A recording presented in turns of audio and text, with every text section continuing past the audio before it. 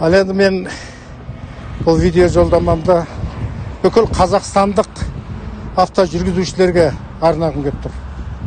Бұны мен көптен бері ойланып жүр едім, осыны түсіруім керек деп. Мен кейбіреулер ойлап тұрған шығар, қазір мына видеомды көріп. Мына Уәлібекті де ұстап алды енді, не болады екен деп. Бұлардың мені ұстағаны өте дұрыс.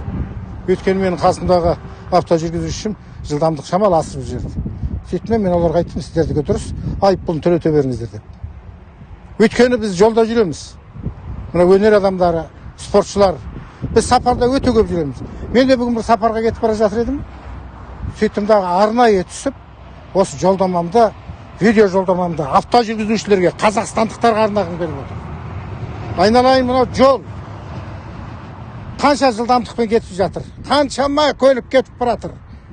Ал енді сіз осы бір жолда ереже сақтамайсыздар. Осыған немқұрайлы қарайсыздар. Жылдамдық асырасыздар. Автокөліктеріңіз жарамайды кей кезде. Үрелге ие бола алмай қаласыздар. Міне осының кесірінен өзіңіз де естіп жүрсіз. Жұрттың бәрі естіп жүр. Қаншама апат болды. Қаншама семья әкесіз қалды, анасыз қалды, балдарынан айырылып қалды. Солардың бәріне аспаннан жай түскен жоқ. Оның бәріне кінәлі авто жүргізушілер. Сіздер кінәлісіздер. Сіздер ереже сақтамайсыздар. Жылдамдықты асырып жібересіз. Мынандай жылдамдығы қатты жолдарда жүргенде еттеріңіз үйреніп кетеді сіздердің. Мен әсіресе таксистерге, қазір Альфард деген бір көлік шыққан, 7 адамды мінгізіп алып. Солардың бәрі еті үйреніп кеткен соншалықты арасындағы арақашықтықты жөн сақтамайды. Жылдамдықты асырып жібереді. Тіпті кейбіреулерінің ақшаға құнығып кеткен соншалықты ұйқысы келіп тұрса да жолға шығып кетеді. Ей, айналайын, авто жүргізушілер, Алла жол кесірінен сақтасын деген бір сөз бар. Ал сақтансаң сақтайды ол сені. Сақтанбасаң сақтамайды. Жолдың үстінде бұл қазақтар ешқашан өтірік сөйлемейді. Жол, сапар өте қиын. Оған адам жеңілдікпен қарамау керек. Сіз 7 адамды мінгізіп алып келе жатсыз. Сіз өзіңіз мақұл. Ал 7-еуінің жанұясы бар ғой. 7-еуінің отбасы бар. Ал сіз оны ойланбайсыз. Егер осында отырған кейбір авто жүргізушілерге, ей, жылдамдықты асырмаш, арақашық сақташ десең, өзің ұрсапты. Мен де келе жатырмын ғой, менің де жаным бар ғой деп.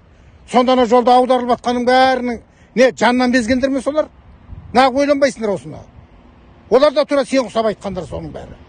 Сондықтан ағайын, мына қаттырақ айқайлаңқырап кетті. Мына Уәлібек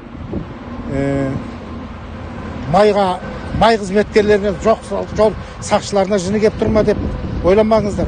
Маған ешкім жаз деген жоқ. Мына мен өзім жазып жатырмын. Өйткені көптен бері жазғым келіп еді. Мен қазір мынау Түркістан жол сақшылары дейді, полиция қызметкерлерімен тұрмын. Олармен де жаңа айтып едім. Олар да менің айтқанымды жөн көрді. Рахметін айтып жатыр. Түсінгеніңізге, жұрттың бәрі осыны түсінсе екен ғой дейді. Түсініңіздер. Мына менің видео жазбамды таратыңыздар. Егер балаңыз авто жүргізуші болса, балаңызға ақылды әдемелеп айтыңыз.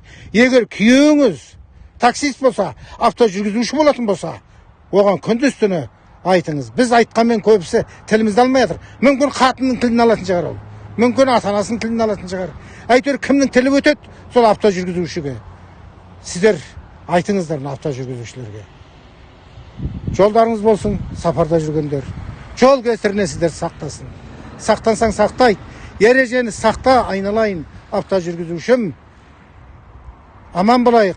Мен бүкіл шетелдерді аралап жүрем. Сонда қарасам біздің Қазақстанда осы жол апаттары өте көп болады. Жақында Алтай, Ресей, Монғолия аралап келдім. Ол жерден бір жол апатын көрмедім. Былтыр 1 ай Швейцарияда, Германияда жүрдім. Bir жол апатын көрмедім. Өйткені олар жол ережелерін өте қатты сақтайды.